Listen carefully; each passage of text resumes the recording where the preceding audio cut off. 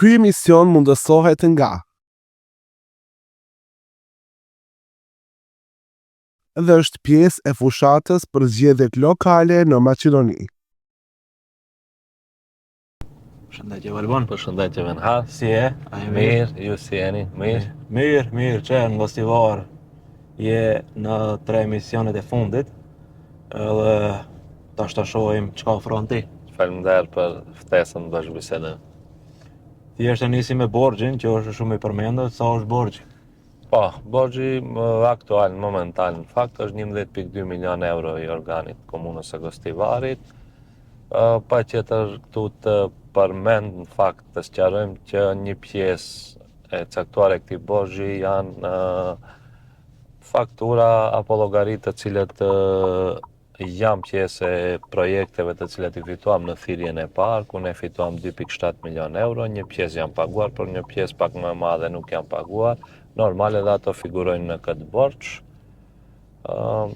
Në përgjithësi kjo është realiteti, por edhe ai borxhi i cili është krijuar si rezultat i projekteve të cilat nuk janë ndalur edhe në periudhat e pandemisë, kur hyrat e komunës kanë qenë dukshëm të zvogluara dhe në atë periudhë normal kryetari i atëhershëm Zotri Ervend Taravari me politikën se nuk duhet edhe më shumë t'i ngarkojmë qytetarët me të gjitha ato të dhënat të cilat i kanë ndaj komunës, por edhe kriza energjetike e cila ndodhi ku çmimet e energjisë elektrike arritën, kështu që normal u akumulua borxhi sepse nuk u ndalën punimet edhe në atë periudhë dhe si pasojë e asaj u rrit pak edhe borxhi komunal.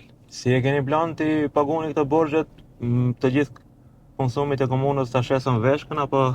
Ja. Kemi një plan tash, varësisht se si do zhvillohet, kemi një dinamik të caktuar, normal edhe me rritjen me kampanë rritjen e vetdijes për pagesën e detyrimeve të cilat i kanë qytetarët ndaj komunës, por gjithsesi ka dhe forma tjera. Një prej atyre shpresojmë që në vitin 2026 sillet edhe ligji për legalizim, ku besojmë që do të kemi tyra shtesme të cilat dukshëm mund të zvoglohet borxhi, domethënë kemi një dinamik caktuar se si do të ecë kjo punë dhe besoj që për një mandat së paku nëse jo më tepër do të mundohemi ta përgjysmojmë të njëjtin. Nëse zgjidhesh do jetë zgjedhje jotja për kryetar komune për ekipin, domethënë do ta mbash ekipin e Ervend Taravarit që e ke trashëguar apo do të bësh ndryshime? Po, unë nuk do të them që është ekipi i Arbenit ose i Valbonit, ata janë ekipi i cili ka punuar me shumë përkushtim në këto vitet e fundit, e posaçërisht edhe në këto 15 muaj derisa unë jam kryetar komune. Normalisht mund të ketë ndryshime, por jo shumë ndryshime të mëdha kështu rrënjësore, do të ketë ndryshime, do të ketë ndoshta freskim, do të ketë ndoshta lëvizje në horizontal. Do të ulemi krejt si ekip edhe do ta mendojmë, do ta bëjmë ashtu siç është më mirë për funksionimin e komunës. Si do duket 100 ditë që i parë nëse zgjidheni? Po 100 ditë që i parë, asgjë, do të vazhdojmë aty ku do të mbesim këtë të premte, prej 20 do të vazhdojmë të gjithë projektet vijuse të cilat janë, normal komfort kushteve edhe atmosferike, do të vazhdojmë të punojmë me të njëjtin përkushtim edhe me të njëjtën energji, që edhe qytetarët shohin se të gjithë punët të cilat i kemi bërë këto 15 muaj nuk janë punë të cilat i kemi bërë si kampanje parazgjedhore, por është me të vërtet një përkushtim ndaj qytetit tonë dhe ndaj qytetarëve. A do preken ata që ndonë prej ju, në fakt ju ndohet prej tyre edhe janë të angazhuar në komunë në administratë foljes se mbi gjitha ata që ndjekin emisionin duan të jenë të sigurt se nuk do të preket e vendi punës edhe të buka egoist. Nuk ka ndodhur asnjë administrator për shkak bindjeve politike të ketë qenë i prekur, i dërguar diku apo i keq trajtuar, edhe besoj që kështu do të jetë edhe në të ardhmen, ato të cilat janë aty e shohin edhe e dinë shumë mirë se ne do të vazhdojmë të punojmë dhe çdo njeri do të duhet të kryejë obligimet e vet. Arsimi, domethënë a premton në një shkollë të re, rikonstruim apo ndërtim prej fillimit? Kështu, për sa i përket shkollave në qytet, domethënë shkollat në qytet Gostivarit, ndoshta do të ketë intervenime me ndonjë shtojc në disa shkolla me të vetmin qëllim që të arrihet të jetë mësimi në një ndrim. Në vendbanimet rurale, më gati se në të gjithë kemi mësim në një ndrim, ndërsa këtu në Gostivar, realisht duke parë trendin e zvoglimit dukshëm të nxënësve, më e mira dhe më ekonomike do të ishte që në disa shkolla të bëjmë anekse, shtojca ndërtime dhe të mundohemi që të arrijmë që në të njëjtat shkolla të jetë mësimi në një ndrim, por gjithsesi do ta shqyrtojmë edhe mundësinë në një shkollë e tre, por sipas të dhënave të cilat i kemi deri tani dhe sipas trendit se si zhvillohen, besoj që më e mira edhe më ekonomike, prapë do të them, do të jetë që në këto ekzistuese të ndërtohet nga një shtojcë. Okej, edhe tash jemi gjithashtu arsimi hyn edhe edukimi parashkollor apo çerdhet. Cilat janë planet për çerdhet? Po, për çerdhet kemi plan, me tha momentalisht në Gostivar ajo lista e pritjes është diku te 170-180 fëmijë. Kemi një projekt të gatshëm për një çerdhe tërësisht të re, e cila do të jetë kapacitet diku 100 deri 120 fëmijë. Dhe gjithashtu kemi veç projekt më për një ndërtim shtojc në çerdhe në Bajnicë të poshtme, ku do të mund të ketë kapacitet për plus diku 50 fëmijë. Me këtë, domethënë, kapaciteti këtyre dy objekteve të cilat i kemi në plan në 4 vjeçarin e ardhshëm është diku 170-180 dhe besoj se me këtë do të zgjidhet përfundimisht ky problem dhe nuk do të ketë më lista për pritje në çerdhet në komunën e Gostivarit. Infrastruktura në komunë, domethënë duke përfshirë këto jo vetëm në qytet, por edhe në fshatrat përreth që i bijnë komunës tuaj. Në nën toksore, mbi toksore, domethënë rrugë, a është planifikuar? Po, jam planifikuar, ne më veç kemi afër 50 projekte të gatshme me të gjithë dokumentacionin, me mjetet e siguruara, disa prej tyre më realizohen, janë në realizim e sipër, disa kanë mbaruar. Me thënë, gati se nuk ka asnjë vendbanim apo fshat ku nuk ka nga 1 apo 2 projekte. Normal, paralel me këtë, do të punohet në ato, le të themi, probleme që janë pak më akute. Kemi fshatra ku normal duhet të intervenohet në infrastrukturë nën toksore, në kanalizim fekal.